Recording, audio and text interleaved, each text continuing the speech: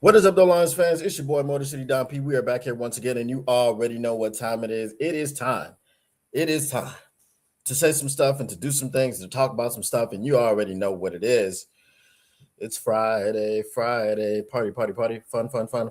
Hashtag, if you know, use the hashtag. But one thing is for certain, and three things are for sure when you see me in front of your TV. Number one, the Motor City Cats are indeed back at it. Number two, we came to give you stats and not none of that static. And number three, perhaps the most important number of them all, number three. Want to make sure you keep your Lions news pragmatic. And you may be asking yourself, how, Don? How, Mr. P, does one keep their Lions news pragmatic? Well, it's very simple. I'm going to tell you. You know I don't keep information from y'all. Smash like button, subscribe, share with your peoples. And once you've done those three things, and it doesn't matter in which order you've done them in, you have indeed kept your Lions news pragmatic. And speaking of your peoples, when you share this stream with your mothers, your brothers, your fathers, your sisters, your cousins, your mothers, your fathers, your brothers, your sisters, your mothers, your brothers, you name it, you have indeed cared about those people. What is up, though, everybody in the chat? What up, though, Tactical Sport? What up, though, Pierce Sergeant? What up, though, Zach J? Saw, dude. Yeah, Fred Warner. Fred Warner comes out hot.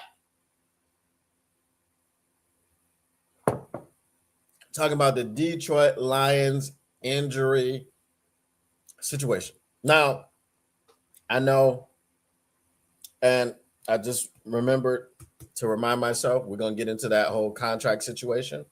But we're going to talk about this first. Fred Warner was on the Amon-Ra St. Brown podcast, and Amon-Ra St. Brown still catching. He's still catching shots out here. He's still got to make amends for what he did, talking about the fans not knowing ball. He was right about some of them. Some of us don't know ball.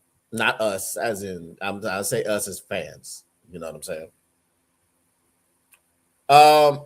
But Fred Warner was on there, and it was funny to hear Fred Warner talk about the injury issue. So I'm going to play the excerpt for you from the podcast. But I'm going to play the thing that he said about his team first, just so people won't be like, well, that's crazy. Fred Warner talking about this, that, and dirt. Fred Warner. Right. I'm going to play it first so we can hear both sides of the story. He's not just going to be talking about the Lions. He's talking about the San Francisco 49ers injury history as well. So let's take a listen. 7+ years, and I don't think the substation may have gave me superpowers. I don't know. You know what I'm saying? If you just overdose on it, you get Hulk strength or something. So, but yeah, man, I think they're going to do a little bit more research behind all. If you don't know what he's talking about, they said that the San Francisco 49ers injuries are caused because there's an electrical substation near where they practice and play. So, yeah, that's the theory that he's talking about. This offseason, because it did blow up, right? I think people were talking about it a lot. So we'll see what they say. Yeah, that's crazy. I mean, the fact that I don't know who even comes up with those thoughts and those ideas, but people think. I mean, it's because we've had so many injuries, right? Like we have had a bunch of injuries since I've been here, but a lot of it is because like we have an older roster, right? We train harder than a lot of people in the NFL when it comes to how we practice and do all these other little things. So, it's just a combination of all that. And it's football at the end of the day. Like, it's 100% injury guarantee rate, right? So, okay, 49er injured stars. Look at that. I feel like we got hella injuries, too. Like, the Lions have hella injuries every year, too. I'm like, fuck. Y'all go hard. Dan Campbell be over there telling y'all to bite kneecaps. So, at some point, you going, Wait, so do you guys go full tackle in camp? No, we would never do that. See, we going live. See, and at some point, Dan. See, now this is the part. I thought every NFL team went full in camp, right? That was surprising to me. I thought he was going to be talking more about, practice. But he came up with training camp. We don't even go to the ground in training camp, that was weird to me. So anyway, Hey, gonna come to senses, man, and be like, listen, this ain't making nobody better, brother. All right, we can still get our working without bringing guys to the ground. Yeah, I think, bro.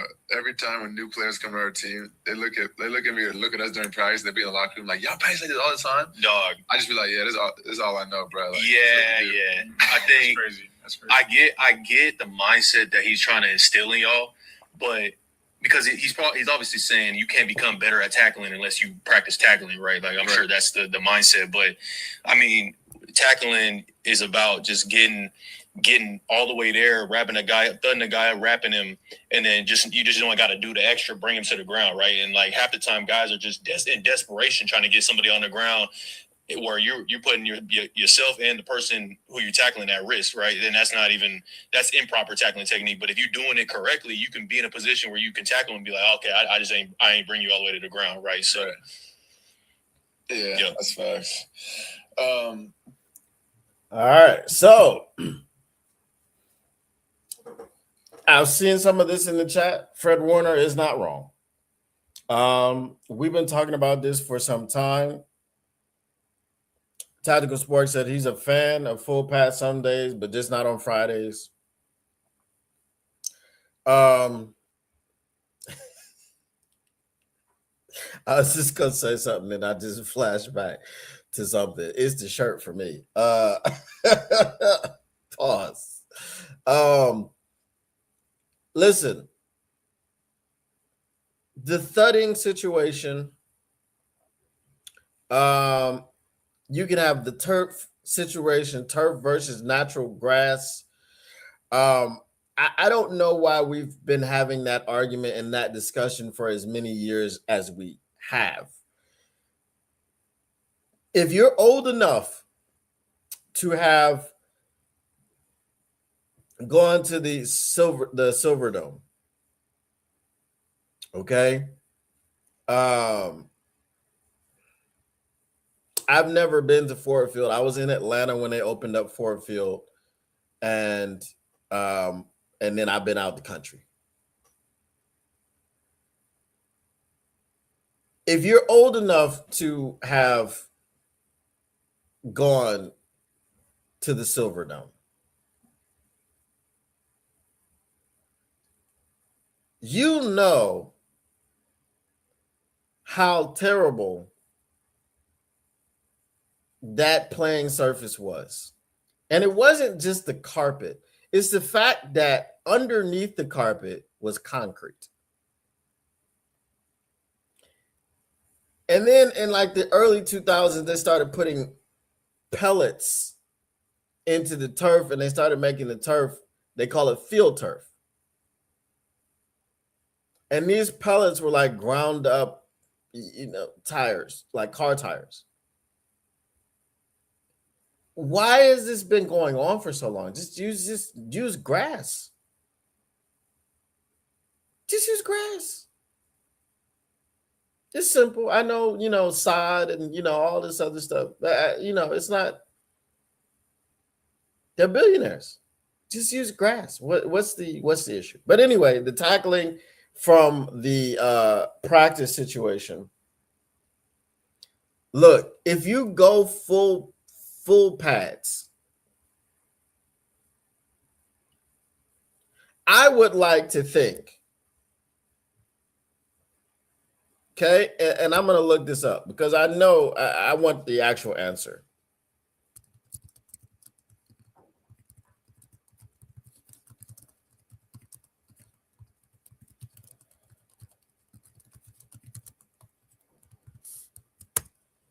Okay.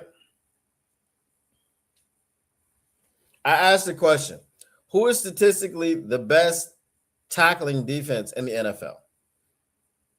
The answer was, based on 2025 season data, the Cincinnati Bengals and San Francisco 49ers led the NFL in combined tackles. This means that's the most. That doesn't mean that they're the best. Okay? 1,073 for the Bengals, 1,047 for the 49ers. However, regarding elite run stopping, the Cleveland Browns were ranked as the top defensive line, while the Denver Broncos boasted the best run defense allowing only 3.9 per carry. Top tackling defensive units, 2025, highest combined tackles, that's Cincinnati and San Francisco. Best run defense, Denver Broncos, 3.9 yards per carry. Top ranked defensive line, Cleveland Browns per PFF. Top individual tacklers, Jordan Brooks, Miami, led with 183 combined tackles. Okay, now,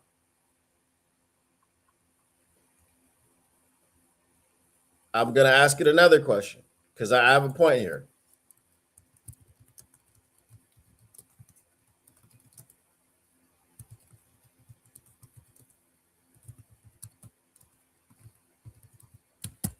Okay. The Bengals are currently leading the NFL with 109 missed tackles, with the Steelers in second at 81. Okay. That was a point during the season. Okay, let me go to StatMuse. The Chicago Bears. No, missed tackles. Where are my missed tackles?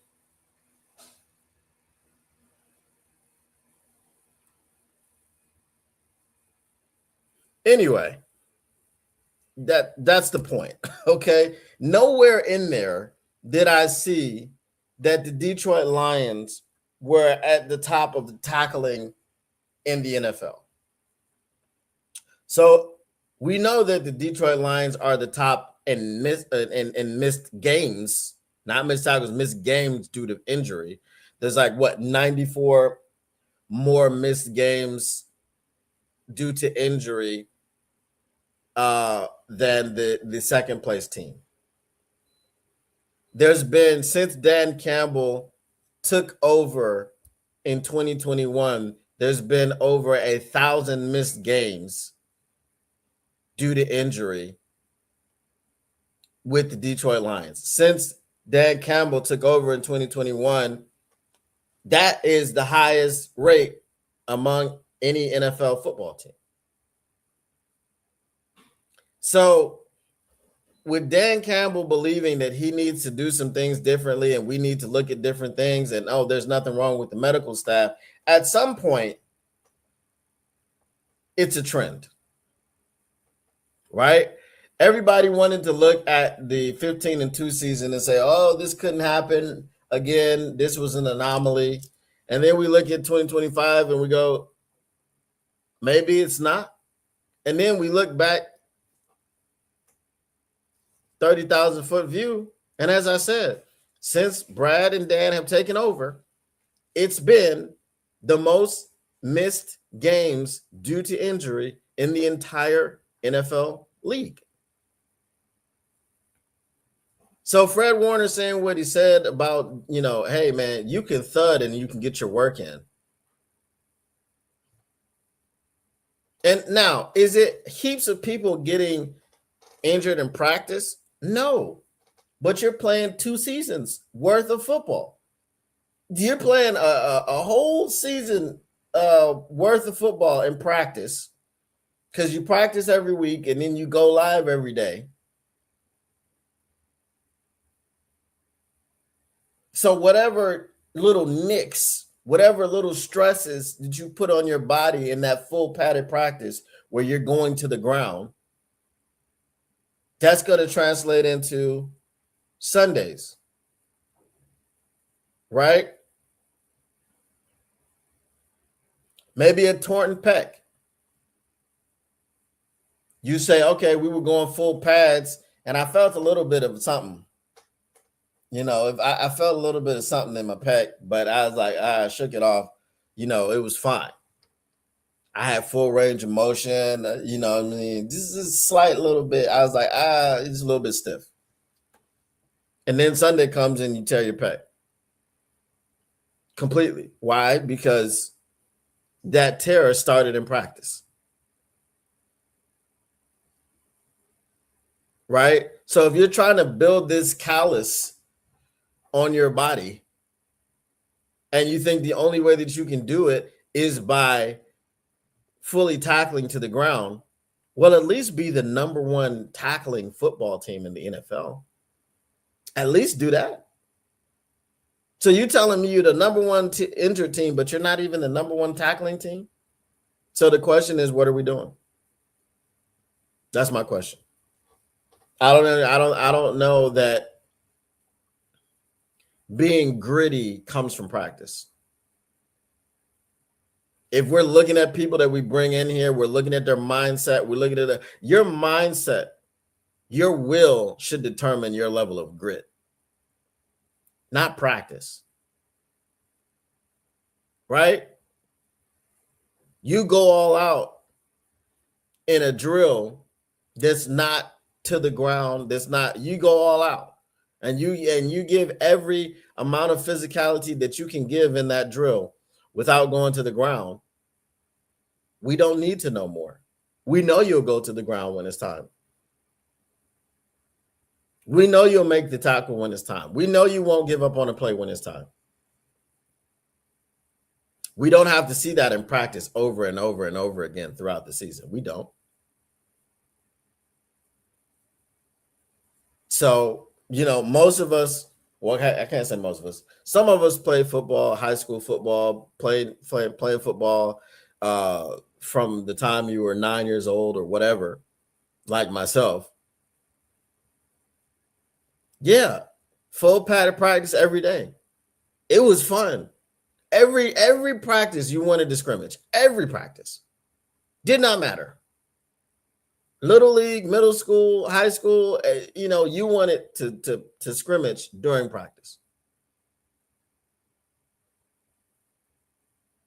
Because you get better at football by playing football.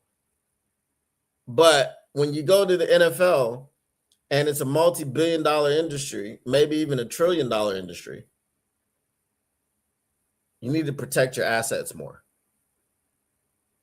Remember the Hard Knocks where Dan Campbell was like, I just want you guys to trust me. That's all. Well, we've trusted you all the way up through to be the most injured team in the NFL since you took over. I think we need to bring it back some. I think we need to tamp it down a bit.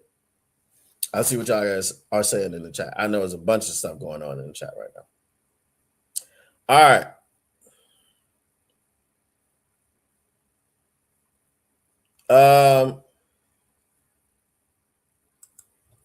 Full pad Fridays and some full pad camp days need to go.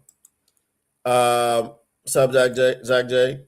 Fred Warner from the other most injured team is not wrong. But I am a fan of full pad some days, never on a Friday. But our injury situation is fixable. Tactical, exactly. Some, not all, need to go. It gives us our edge.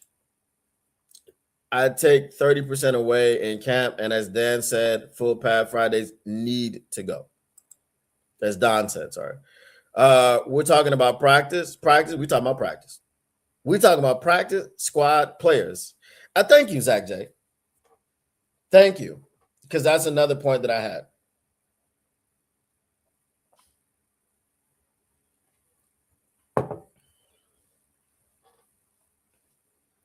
I sometimes feel that Dan believes too much, and I've said this before many times, too much in these practice squad players and the next man up mentality. I mean, if the guy goes down in practice, he goes down. I mean, it sucks. We're not going to have this guy this week. We're not going to have this guy. Oh, he's going to be out a while. This one might be a season ender. It's tough. But we got Mallet and Shallot and Hallett and Ballot and Wallet and Fallet and Nallet and Dallet and Callet and Sallet. We got all those guys. And they're expected to step in and do what Kirby does. They're expected to step in and do what Brian does.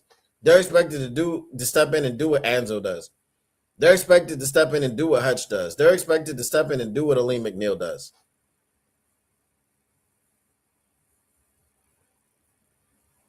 Only player I believe that Dan thinks is not replaceable is Jared Goff.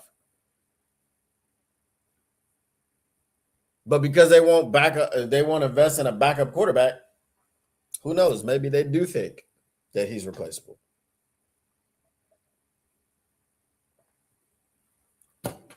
So I think with what you think about your backups, your practice squad players who practice football professionally because they are professional practice players.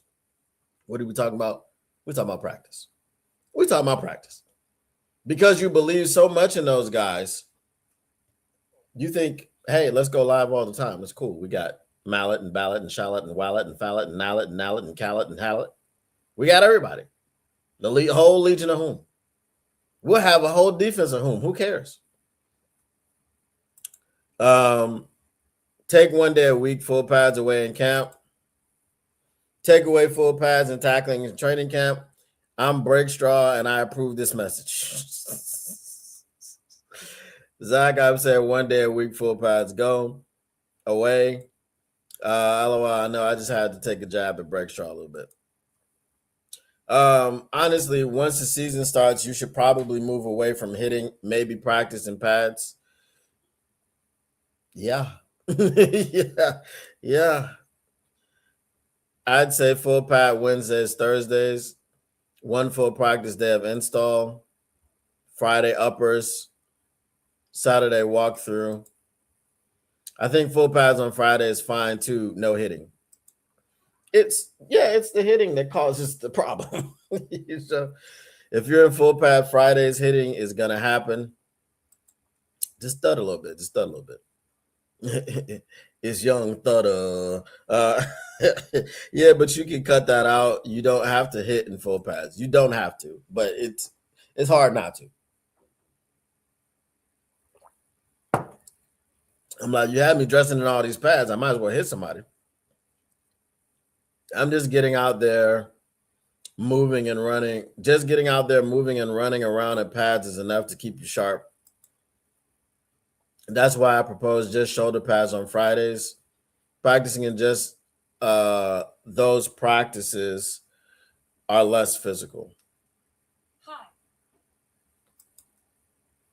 When I played and we had a massive injury problem, most of our practices were in just shoulder pads.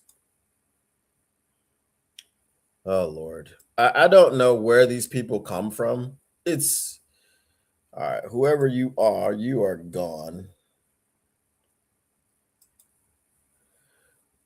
I mean, it's the off season and you're running around watching other teams' content and you're talking. It's the off season. What are you doing? Talk about having no life and needing to find something to do. What up, though, Mr. Morale 313?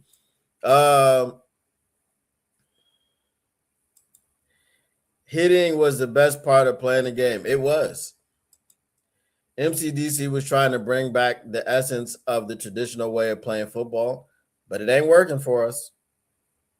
I trust MCDC to just agree with whatever Melvin says. That's what he's done since day one. So let's just see what Melvin says.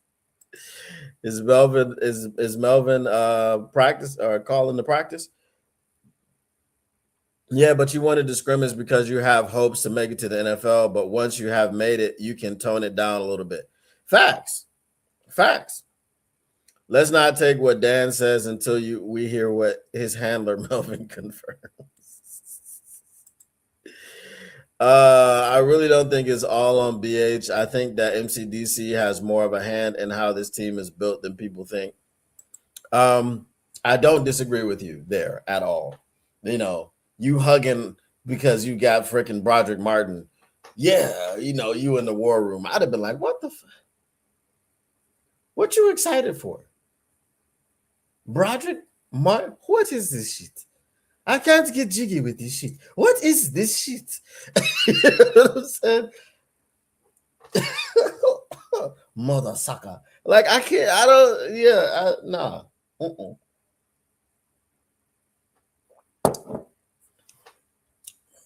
I'd be like, Brad, Brad, use your inside voice now. You better use your inside voice before I put you outside. Now go ahead, do your thing. Hashtag if you know, use the hashtag.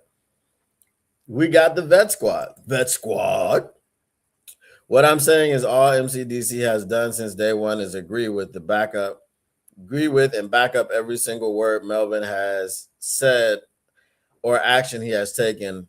With that said, Melvin runs this team or Dan is just number one. Don, you coached. How effective were your practices and uppers? Well, when I coached, we were actually like, it was a very rushed situation, so we had to kind of do full pads as quickly as possible because the kids weren't used to playing in pads. It's a whole thing. I'll do a show where I tell you guys the story. And I guess this is a when there's nothing to talk about in the off season, like when we're going between the draft and training camp, when we're doing that, remind me and I'll tell you the story of how it went down. So, but yeah, so most of our stuff was full pads because we had like a month to get everybody ready. Not really interested with what MCDC or Melvin say this offseason. Just a bunch of hot air. Show us with moves, not just lips. Another last place finish in the division. Fire them both. I don't care. I'm with you. I can't get jiggy with this. It's just hilarious. Hold on. My ring light just turned off.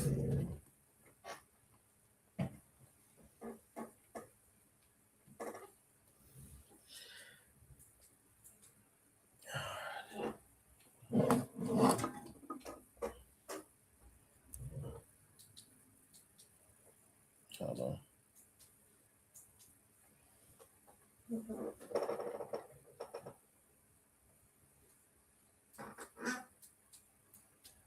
What the hell?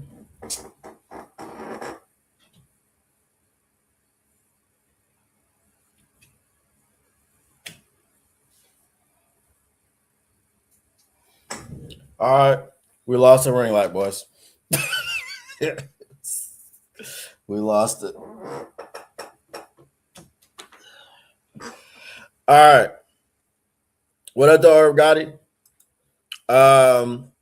Don't get me wrong, guys. I finally love the Detroit Lions.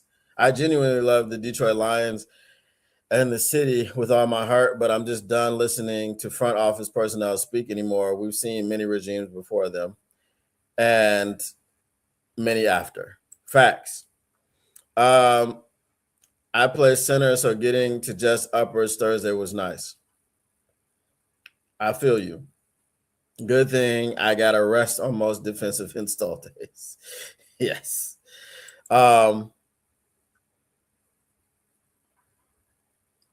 Facts. We don't need to hear words. We need to see actions. Brad Holmes has the biggest target on his head. When the players pick don't pan out, but when you watch those Inside the Den episodes, it sure looks like Dan is doing the convincing. I'm just saying. Again, happy for Broderick Martin, happy for Hendon Hooker, happy for Manu, happy for Tesla. You're complicit. You're happy that these things are going on. And these things went on every year that Brad has been here. So at some point, if you're not happy with it, you need to pull Brad to the side, even if you want to do it behind closed doors, because you're showing all the support while the camera's rolling. Do it behind closed doors and be like, look, man, hey, I'm going to need you to get off that bush. You getting all these practice players, okay? And I've seen the heavies, shout out to the heavies, talking about your third round picks because of the NIL, the crop isn't as good as it is. That's fine because we've got third round picks that we need to use as package, as trade packaging. right? Package this third round pick with some other pick and then go and get this player and that player and the third player, right? So even if they are not as effective in the draft now, they still hold weight in a trade, which is crazy, right? Because if you're saying that the draft, the third round is not as good as it used to be, then people would still stop trading Jaden Phillips for third rounders. They would stop trading Joe Thuney for a third rounder. It still holds weight in the trade game. So we don't use, I mean, we got Carlton Davis for a third. Didn't retain him, but we used one to get him. So I'm just saying. When that happened, my offensive line looked like the Lions' defensive line last year. I had the protection of what was next to me. Yeah, when you just deal with a rash of injuries, I mean, and that's the thing. I don't understand why they don't understand that. It's kind of not rocket science. It's pretty simple. If you don't have the players that you drafted to come in here, not the practice squad guys, the guys you drafted to come in here, if you don't have them, then you're not going to be too successful.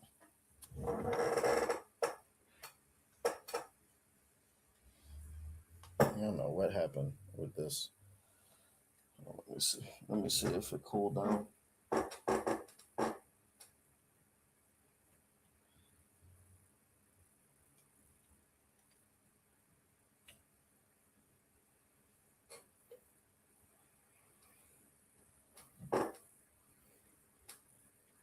No, I feel like it. Oh, there we go. There we go. All right.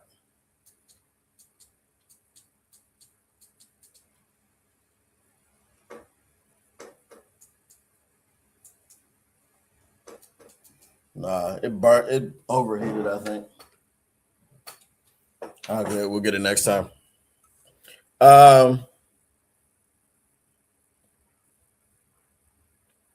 All right, let's get to the contract thing that I said I would talk to y'all about.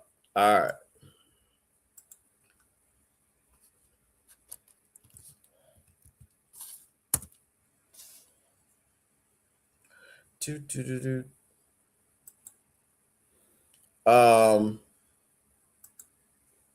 Tactical, I did fix the numbers. Make sure it pulled in all of the spot track numbers. So that was a good catch by you. Let's see here.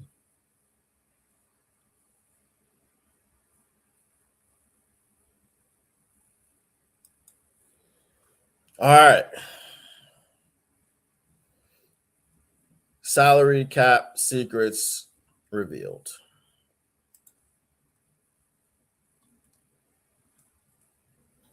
Okay.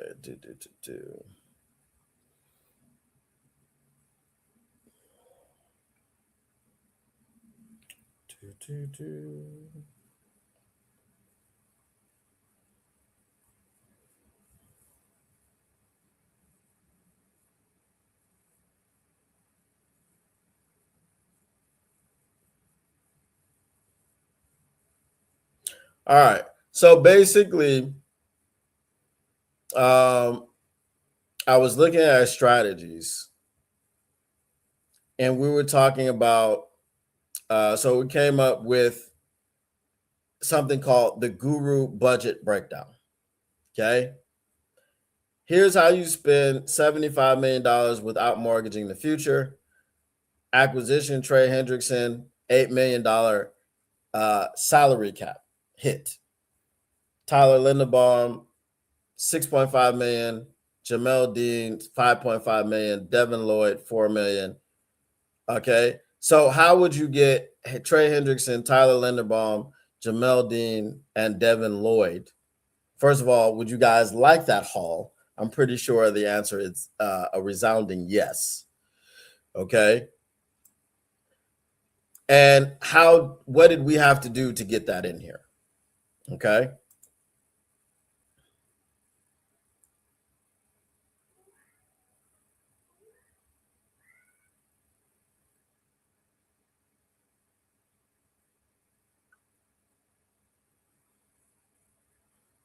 So the black St. Brown's jersey is the new black Air Force One with the energy. All right, here we go. So we want to know how did you get Trey Hendrickson for an $8 million salary cap hit? How'd you get Tyler Linderbaum? Hold on, let me just go let this cat outside. 1 second.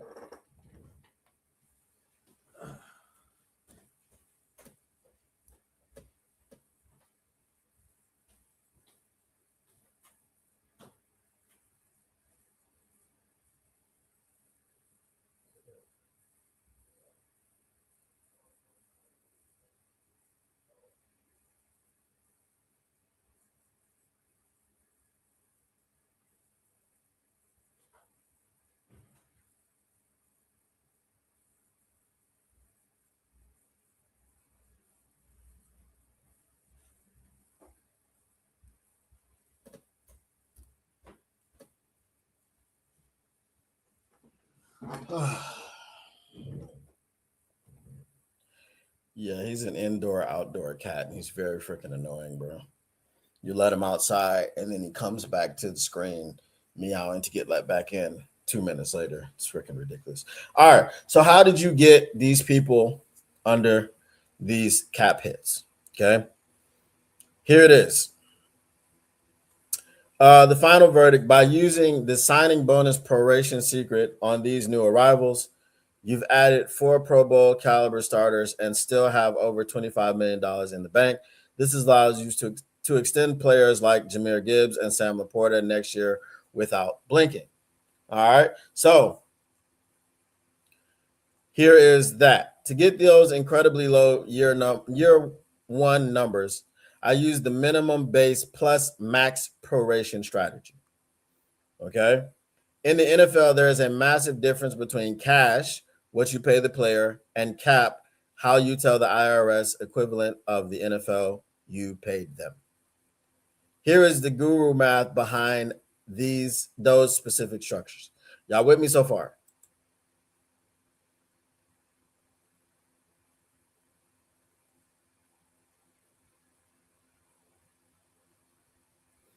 All right.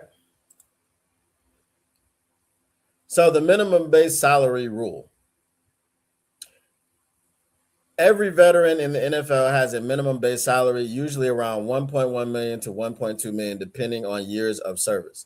You set the year one base salary to the absolute league minimum, since base salary counts 100% against the current year's cap. You want this number as small as possible. Number 2, the void year multiplier. You can only spread a signing bonus over a maximum of 5 years. If you sign a player to a 2 or 3 year deal, you are normally stuck spreading that bonus over just those few years. The strategy: you add dummy or void years to the end of the contract. These are years the player isn't actually under contract to play, but they exist on paper, so you can spread the accounting hit over the full 5 year maximum. All right, y'all with me so far? Okay. If you with me, let me know. If you need some more explaining, I'll do that. All right. The math breakdown. Here is exactly how I calculated those numbers for your shopping list. Trey Hendrickson, the whale. The deal, 3 years, $72 million per year, 24 million APY. Now,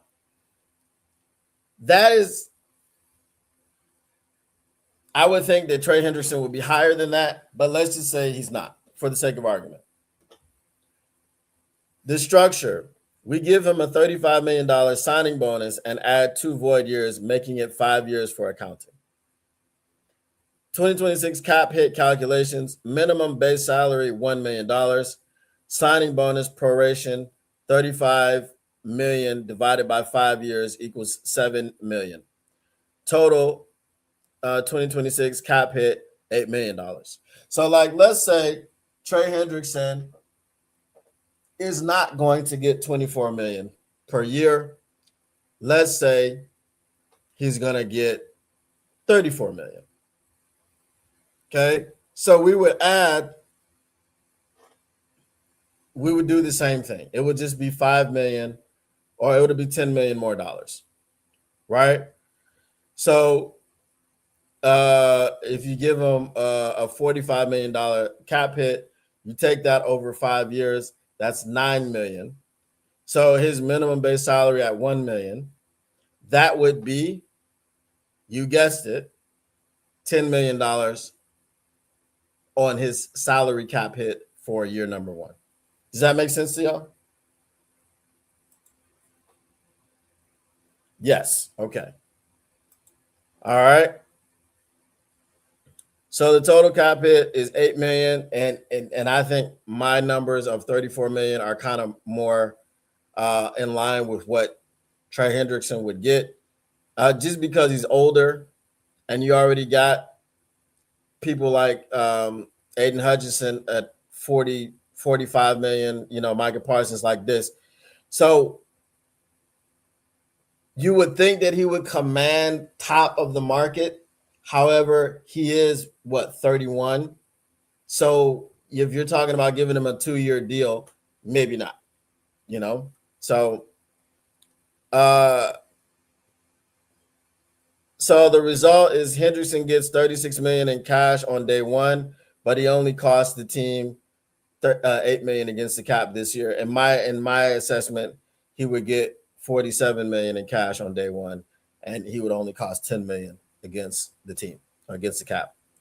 All right. Tyler Linderbaum, the deal, 4 years, 64 million, 16 million APY. I think he gets closer to 20 million. Okay. And then basically you're doing the same thing. It says the structure, $27.5 million signing bonus plus 1 void year to hit the 5-year spread. The 2026 cap hit calculation, minimum base salary, 1 million.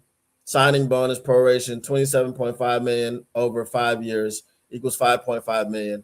So the total cap hit is 6.5 million. So what I would add, I would think it's going to be 8.5 million or 9 million like this, because I think he's going to get more than 16 million a year.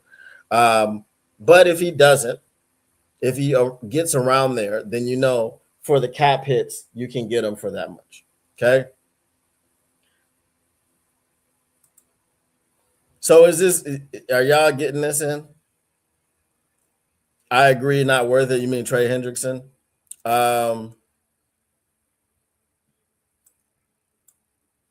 Trey is just a story of a guy who peaked a bit too late in his career and won't get paid because of it. Wish him the best for sure. Yeah, I mean, 17 million sacks. I wish 17 sacks, back-to-back years. Obviously, he didn't get it this past year, because he was injured and he missed however many games. But this is how this is going. Now,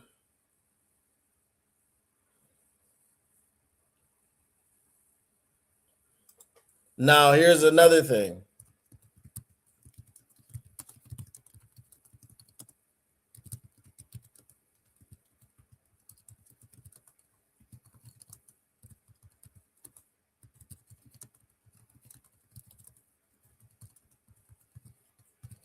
All right. So now this is going to be pretty much what they did with Kirby Joseph. Okay, we're going to talk about option bonuses. After doing this so many times, I'm gonna be qualified to teach an NFL salary cap class. If y'all know any universities looking to hire and teach an NFL salary cap class, I'm available. All right.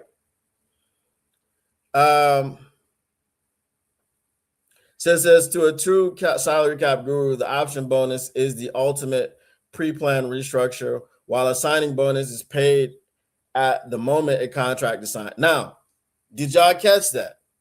It says it is the ultimate pre-planned restructure. Pre-planned. That's important, because Kirby Joseph's contract is full of option bonuses. Remember, if you guys were here with me, we went over it completely. Okay. While a signing bonus is paid at the moment a contract is signed, an option bonus is a triggerable payment scheduled for a later year, usually year 2 or 3, that allows a team to keep base salaries at the league minimum for multiple seasons in a row. Remember, I told you guys before, Kirby Joseph has very few, or he has very little base salary. There's not a whole lot of base salary. Okay. Here is how the elite contract drafters use them to vanish massive cap hits. The pre-planned restructure concept. Usually, to clear cap space, a team has to ask a player to restructure their current base salary. An option bonus builds that restructure directly into the original contract.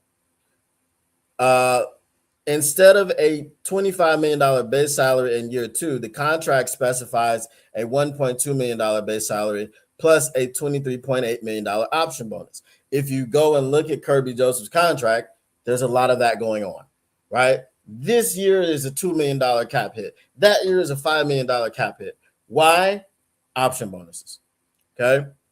The accounting trick, like a signing bonus, an option bonus is prorated over the remaining years of the contract, up to 5 years total. The benefit, by paying the salary as an option bonus, you take a $25 million cap charge and turn it into a $5 million charge for that year. Why option bonuses are guru secrets. Teams like the Eagles and Browns use these because they provide more flexibility than a standard signing bonus. Now, you may be like, what? The Browns, blah, blah, blah. Yeah, Myles Garrett, remember. Okay, Myles Garrett is getting that money. Deshaun Watson. I haven't looked at his contract. All I know is it's bad. Okay. All right. More flexibility than a standard signing bonus. Delayed debt. You don't have to account for the proration of an option bonus until the year it is actually exercised. This keeps your dead money lower in the early years if you need to trade the player. Yearly mini caps. You can stack option bonuses in consecutive years. Example, an option in 2026 and another in 2027 to keep the player's base salary at the absolute league minimum for 3 straight years. Now, what happens? When does this money come into play? Okay, well, you use option bonuses plus you use void years, and you've kicked this $75 million down the road. Guess what happens? You've kicked it down the road so many times for so many years. Let's say you did it for three straight years. You kicked it down, you kicked it down, you kicked it down. What happened in those 3 years? Salary cap went up.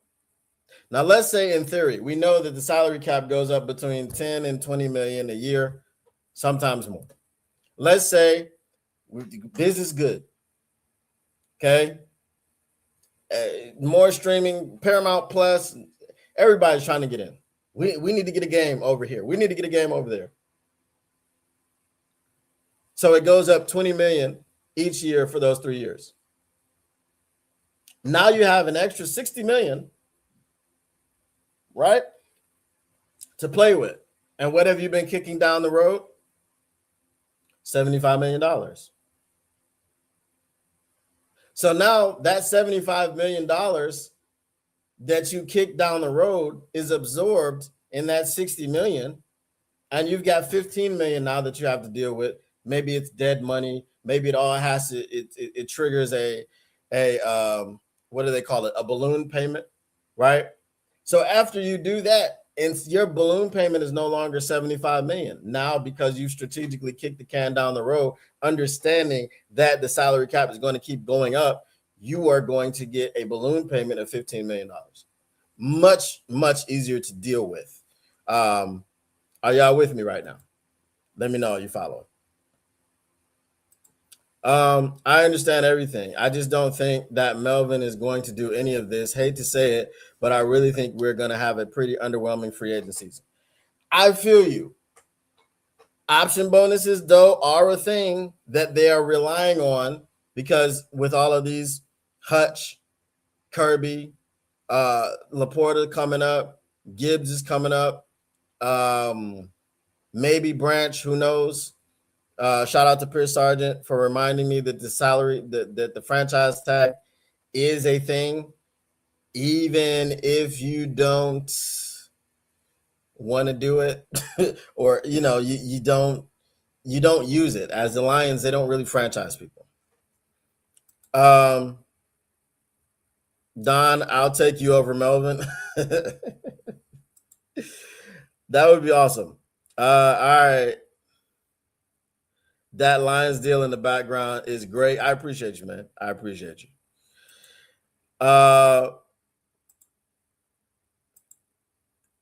that's Ryan's reaction. What up, though, man? Woodward Sports legend Ryan's reaction. I agree. Only way things change is if we lose again, he gets fired. Strikes me as one of those arrogant corporate CEOs who will never admit fault or takes his arrogance with him to the next job. That could happen. I suggest fans go back and watch the 2021 Inside the Den episode 2 and listen. Let's talk about it next show. That will tell you everything you need to know about this regime. Mr. Morale 313, please send it to me in the Discord so that I will remember. Remind me and tell me once you've done it, and I will remind myself to watch it, or to at least listen to it while I'm in the car, because that's what I do. All right, let me finish this up. Hey, if you guys want to get mailbag questions in, get mailbag questions in. As I said, Friday shows are not, Thursday shows, it's Friday for me. Thursday shows for you guys, they got to be tight to the vest. So here we're going to do the math. Imagine you sign a superstar to a 5-year, $100 million deal. Here is the difference between a standard structure and an option bonus structure. Standard structure, high base salaries. Year 1, base salary, $1 million. Year 2, base salary, $20 million. Year 3, base salary, $25 million. Signing bonus proration, year 1, 4 over the 3 years. Total cap hit, year 1, $5 million. Year 2, $24 million. Year 3, $29 million. Cap hell. And these numbers are paltry as to what we're dealing with now. Cap hell is $29 million. No, cap $29 million is awesome.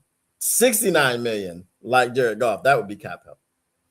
All right, this is the structure for the option bonus strategy. To fix year 2, you replace the $20 million salary with an option bonus.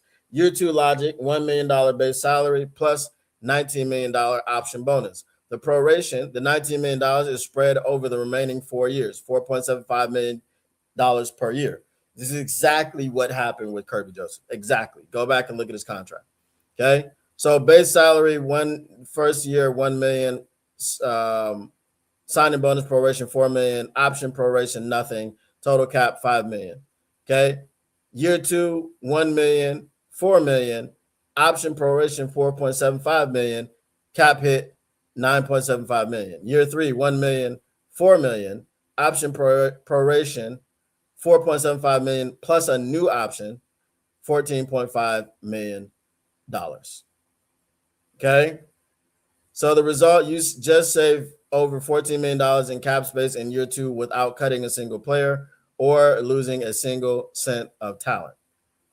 The one big risk is the cap balloon. And remember, I just talked about the balloon payment. The danger of the option bonus is that it creates a compounded proration. By the time you reach year 4 or 5 of the deal, you aren't just paying for that year's talent. You are paying for the ghosts of the options you exercised 3 years ago. If the player's performance drops, the dead money becomes so high that the player is virtually uncuttable. Okay, but again, remember, what this is not taking into account is the fact that the cap raises year after year after year after year. All right. And I think I will put this into the section of the app, which is the whatchamacallit, Salary Cap 101. So I think I'll put that stuff in there too, so that y'all will be able to go over there and look at it. Did you ever go back to Spot Track and find out the cap situation? Yeah, I fixed all of that.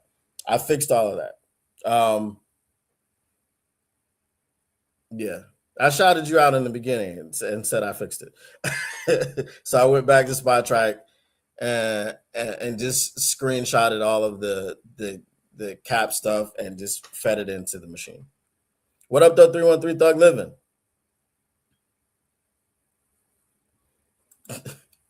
Ron Winarski says this channel is great, makes me want to be a Lions fan. LOL. Okay, well, after Usama bin Johnson leaves, if you want to come on over here, because that's it. That's as good as you're gonna get. We'll accept you. Now K may not, but you know. So WTF? So who said something about the Lions injury situation? That was Fred Warner, and you missed it because that was the beginning. Again, Don, I still think Branch gets franchised. He gets tagged. Yes, that's what I said. I said that. I shouted you out for that. He probably is gonna get tagged.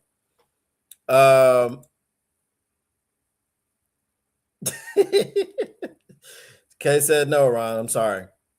Motor City Cats is a great channel. Yes, Don does great work. I appreciate you all. All right. I do have to get out of here. Put it in the show topics and Lions chat. I will write myself a note here. Check Discord. Lions Den. All right.